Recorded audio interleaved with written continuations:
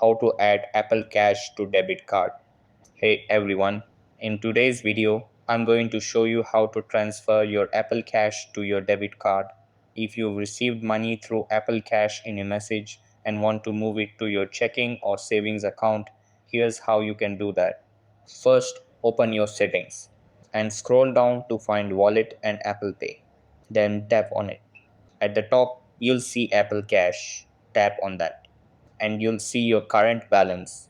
In my case, it's $0, so I can't transfer anything right now. But if you have a balance, you can tap on Transfer to Bank. Enter the amount you want to transfer, then tap Next at the top right. It will then let you choose the debit card you have on file.